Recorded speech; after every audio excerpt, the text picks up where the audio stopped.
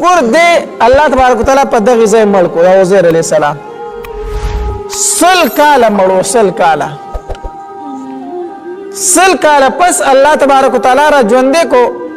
نو تاسو ته وکړو عزیر څومره وخت دلته کې وي نو دوی لبستو یومن یو ورځ می تیر کړی او بعض یم یا صحیح صد ورځې خطا کېږم بخو یا پوره ورځ دا یا صحیح صد ورځې دا دومره وخت می تیر کو نو قال او فرمان الله تبارک وتعالى بل لبستا بلکې درنګ تیر کړی تا 100 عام سل کال فانظر فس اغرا الى طعامك کا خوراک پلتا و شرابک او سخاک پلتا لم يتسنى چې نه دی بدل شي خوند دی وانظر اغرا د ځان سره خوراک کاک اغسته او په خر باندې پسورلې روانو د چې الله تبارک وتعالى را ژوندې کوي دغه خوراک ته ګوره وای ګوره خوراک خونیم نه بدل شي ورنه په دې سل کال تیر شوی دي وانظر اغرا الى حمارك خرخ پلتا نو خر کم زه غته سپین اډو کېو مفسرین لیکو سپین اډو کې پراتو تفسیر زاد المسیر او د یو بل جدا پراتو جدا شی سپین اډو کې پراتو نو وانظر اغرا الى حمارك اي عظام حمارك اډو کو د خرخ پلتا ګورا ولنجعلك د پارا چې وګرځو مونږ ستاده واقعا آیت النخا للناس دفار د خلقو وانظر اغرا الى العظام اډو کو د خرتا كيف ننشزها سرنګ خزو مونږ دلرا ثم نكسوها بیا اغندو دیتا لحما غوخا فلما تبين هر کله چې ښکار شو له دتا په عین الیقین سره قال نو فرمایل عزیر علیه السلام اعلم زدیر خپو شما ان الله چکن الله تبارک وتعالى على كل شيء قدير فارسز باندې قادر دی دلته یو خبره ده او غدا ده ما درس کې یو تن تاسو کړو عزیر علیه دا عیسی علیه السلام ته عیسی انسوي ابن الله دا الله تبارک وتعالى زوی او دا خبره به ولي کوله ورستو ته په سوره ال عمران کې بیا وامه دا وفد د نجران راغلی وو او د نبی علیه السلام سره په دې باندې مناظره کوله عزیر عیسی علیه السلام د الله زوی دی نبی علیه السلام وی نه دی وی چې د الله تبارک وتعالى زوی نه دی پلار سوک دی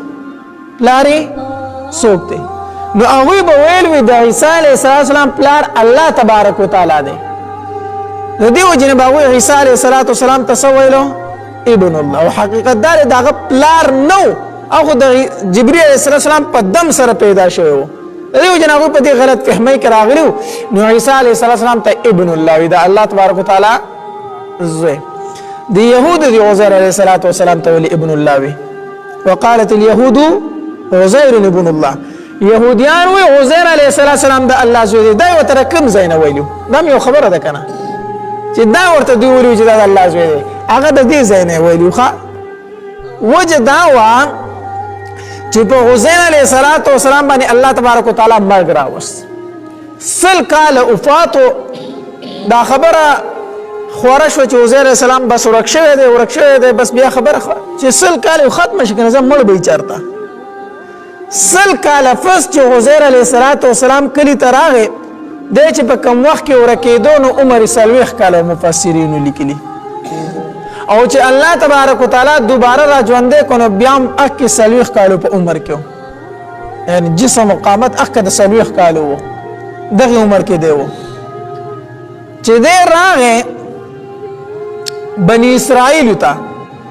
نو دور ته اول او د زو په دغه ټیم کې د 120 کالو تفسیر زاد المسیر لیکلی ځکه چې په خپل کال مرګ راغی کنه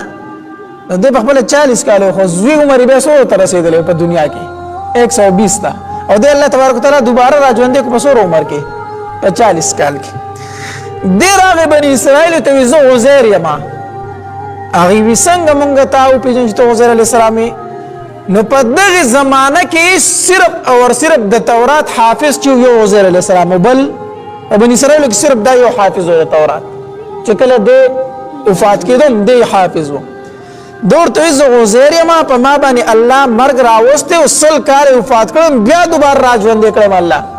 هغه ته څنګه وی تاسو ته پته چې بنی اسرائیل کې د تورات حافظ نشته کنه وینا وی زه حافظ وم کنه وی او وی ما ته اوس هم تورات یاد دی واوروئ رانه چې تورات ورته واورو دوی ته پته ولګېده چې او دا خو عزیر علیه السلام دی د دې ځای نه دوی دا خبره مشهوره کړه وی دا د الله زوی دی الله ځان له غوښتي و بیا یې موږ ته راولېږو الله ځان له غوښتي و 100 کاله د الله تبارک وتعالی سره تیر کړو نو بیا الله تبارک وتعالی راوغوښتو تر دغه ځای نه دا خبره جوړه شوه عزیر علیه السلام د الله تبارک وتعالی ځای دا خبره خوره شوه عزیر علیه السلام چې دا د الله تبارک وتعالی څه دی زوی دی دې ځای نه د یهودو دا شبهه اخیستې وخه اوس په ځای باندې پوه شوه که پوه نه شوی نو که دا اعتراض څوک وکړي چې لکه مثال په تور عیسی علیه السلام ته ابن الله ځکه ویلی چې هغه د جبرئیل علیه السلام په دم سره پیدا شوی عزیر علیه السلام ته یهودو ابن الله ویل هغه دې ځای نه دا غلط فهمي خوړلی وه داسې خیرسته بیانات اوریدلو دپاره زموږ یوټیوب چینل واجد اسلامیک سټوډیو سبسکرایب کې په دې به تاسو ته انشاءالله العزیز خیرسته واقعګانې او بیانات ملاویږي او د ګنټې د نشان سره کلیک کړئ تاسو ته نوې ویډیوګانې مخې ته راځي او